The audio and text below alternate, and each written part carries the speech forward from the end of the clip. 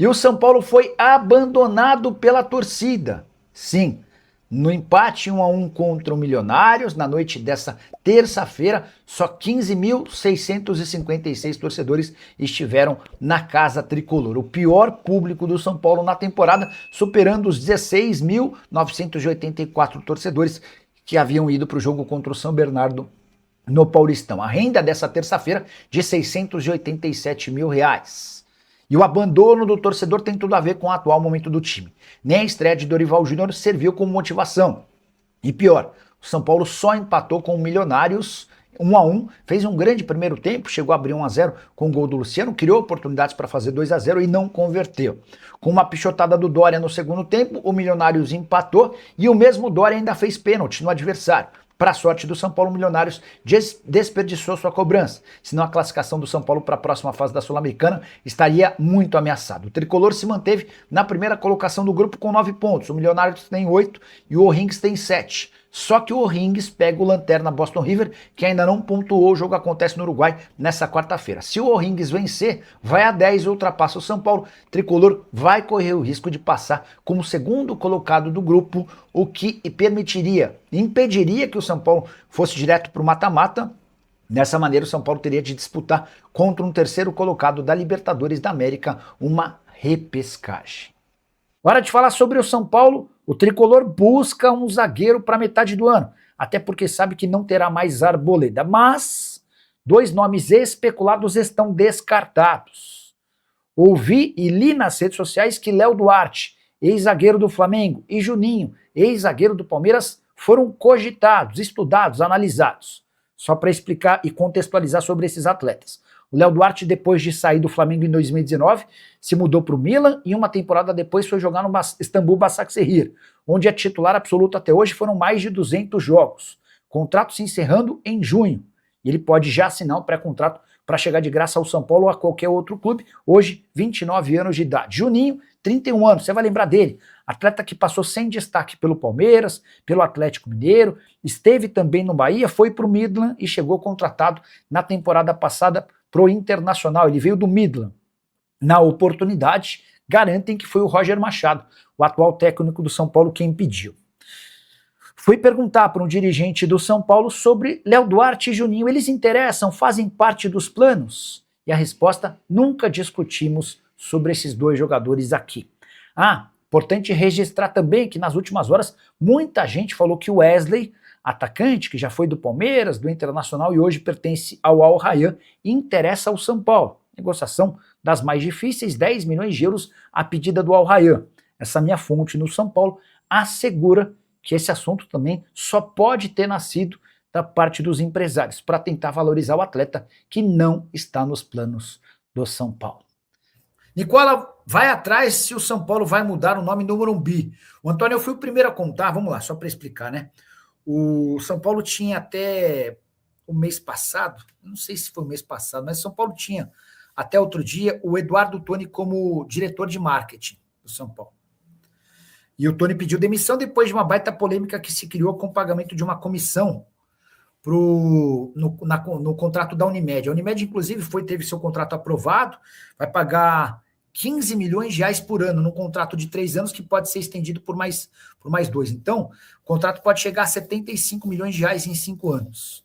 E o pessoal se pegou no fato, o pessoal da oposição se pegou no fato de que haveria a possibilidade de pagamento de até 7 milhões e meio de reais. Peraí, eita.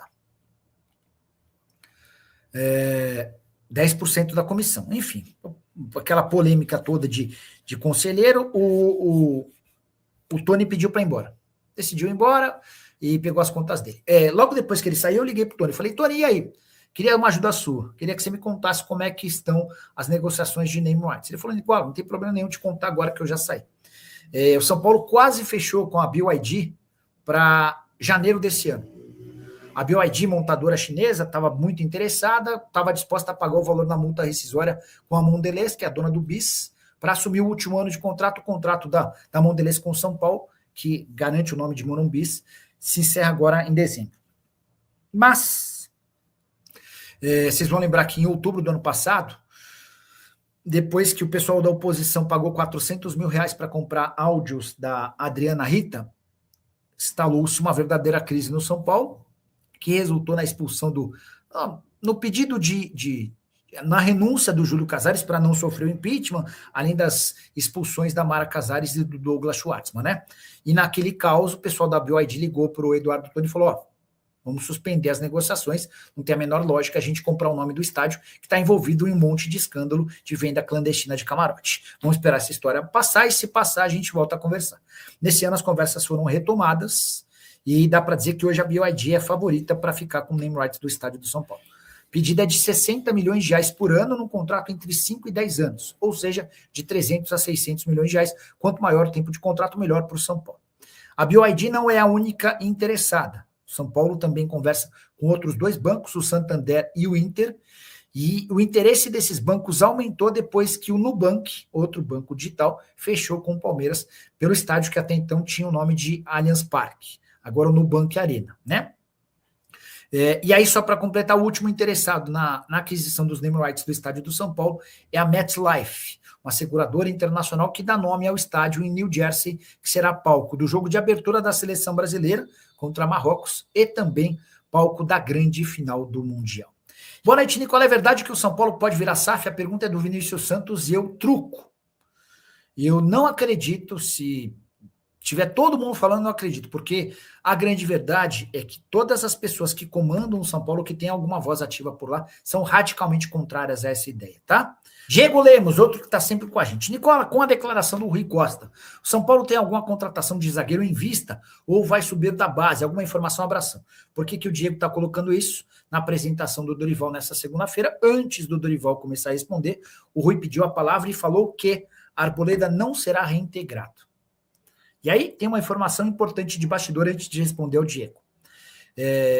O São Paulo jogou contra o Fluminense no sábado, derrota por 2-1 no Maracanã. E o Alê, que é repórter do canal do Tirone e do Arnaldo, conversou com o presidente Arrim Assis depois do jogo. E o Assis, presidente do São Paulo, afirmou o seguinte: em no máximo 10 dias, Arboleda estará reintegrado e à disposição. Ele vai começar a treinar com o time profissional e em no máximo 10 dias vai começar a jogar pelo time de cima. Ele vai ser reintegrado. Esse Alê trouxe a informação, a imprensa repercutiu, a gente foi ouvir o pessoal do São Paulo e esse era o encaminhamento. Embora o São Paulo, para tentar amenizar a situação, chegou a dizer que havia sido um pedido do Dorival Júnior, com quem o Arboleda já tinha trabalhado na ultrapassagem, enfim. A repercussão da notícia de que o Arboleda seria reintegrado foi péssima. O torcedor de São Paulo começou a bater demais nessa tecla de que não tinha o mínimo cabimento incluir de novo um cara que ficou um mês sumido, desaparecido, sem dar explicações. Pois bem, o que aconteceu a partir daí?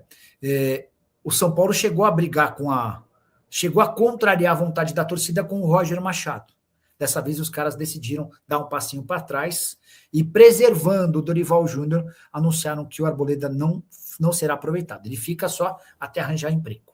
Sobre atleta para a zaga, certamente há necessidade de contratação de atletas. Lembra que eu falei que no contato entre o Rui e o Rafinha, lá na casa do Dorival em Florianópolis, os caras diagnosticaram a necessidade da contratação de 4 defensores, né? De 4 jogadores. Um desses jogadores é defensor, sim, tá? O Gabriel Almeida, ridículo. Clubes que devem até as cuecas continuam a fazer contratações, paguem suas dívidas. Deixa eu usar o exemplo do Gabriel para falar sobre o São Paulo. São Paulo, em 2 meses, demitiu 2 técnicos. O Crespo, que custou mais de 4 milhões de multa, e o Roger Machado, que custou outros 2 milhões e 400 mil. Nesse intervalo de tempo, o São Paulo ainda foi eliminado pelo Juventude na Copa do Brasil, deixando de faturar 3 milhões de reais apenas com o prêmio da CBF para aqueles que chegam às oitavas de final. Nem estou computando o jogo das oitavas de final no Morumbi, renda líquida superior a 1 milhão, 1,5 milhão de reais. Além de tudo isso, ainda tem a contratação de um técnico como o Dorival, o mais caro da história do São Paulo. Ele e a comissão técnica vão custar perto de 2 milhões e 200 mil reais por mês. Detalhe, Roger ganhava 800 mil e o Crespo ganhava 1 milhão de reais mensais. É por essas e outras que os clubes vivem com o Pires na mão, certo? O Alisson Souza, por São Paulo, evento Cebolinha e Luiz Araújo. O Alisson está perguntando se Cebolinha e Luiz Araújo podem pintar no São Paulo. O que eu posso dizer é que o São Paulo adora o Cebolinha, tá? O Rui Costa trabalhou com ele nos tempos de Grêmio e é fã do Cebolinha. Cebolinha, cujo contrato se encerra em dezembro, o Flamengo vai ter a última chance de fazer dinheiro com ele na metade do ano. Sobre o Luiz Araújo, jogador formado na base do São Paulo. Ouvi do empresário do Luiz Araújo que é muito difícil que ele vá para o São Paulo, porque o São Paulo não tem dinheiro. E o Luiz Araújo não saiu do Flamengo, mesmo com proposta de 6 milhões de euros.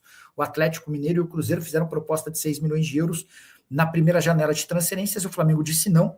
Os dois, inclusive, prometeram voltar com novas propostas no meio do ano. Jefferson Matos falando em ponta esquerda. Atenção, São Paulo tem negociações avançadas com um ponto esquerdo. O nome é mantido em sigilo e se trata de um jogador dentro da realidade do clube. Jefferson, cara, nada contra quem faz as apurações e muitas das apurações nos ajudam, né? Mas eu tô vendo que você tá apontando como crédito dessa notícia o Radar da Bola. Inclusive, eu passei a seguir essa conta no Twitter, mas praticamente todas as postagens do Radar da Bola, eu vejo a postagem e depois vou checar com o empresário, com o clube. Cara, até agora não consegui confirmar praticamente nada do que foi publicado por lá, tá bom? Você tem alguma novidade sobre o São Paulo? Se o São Paulo vai ter novas contratações, alguma coisa do tipo? Parabéns pelo trabalho, Júnior de Teresina Piauí. Bora lá. Sobre reforços. Na quinta-feira da semana passada, quando o Rui Costa e o Rafinha estiveram na casa do Dorival Júnior, o Dorival quis saber sobre o plano em relação a contratações. O que vocês imaginam? O que vocês estão pensando? Vai ter contratação? E o próprio São Paulo apontou para o Dorival carências do elenco. E isso chamou demais a atenção do Dorival, porque o Dorival entendia e pensava muito parecido ao que o Rui Costa e o Rafinha falaram sobre contratação de atletas. O que eles pensam em relação aos reforços, tá? Então, sim, vai haver reforços, vai haver contratações na metade do ano. Hoje o São Paulo trabalha com a possibilidade de melhorar o elenco em 4 posições. As posições já estão definidas, só os nomes que ainda não foram divulgados. Importante registrar que não haverá grana para grandes investimentos. Não dá para imaginar que o São Paulo vai ter uma bala para fazer contratações. Fala pessoal, estamos aí com atualizações importantes do São Paulo. Se inscreva e ative o sininho para receber mais atualizações do Tricolor. Deixe seu like, que é muito importante para o crescimento do canal. Utilize o espaço aqui embaixo para registrar sua opinião. Ficamos por aqui com mais esse giro de notícias. Um abraço e até o próximo vídeo.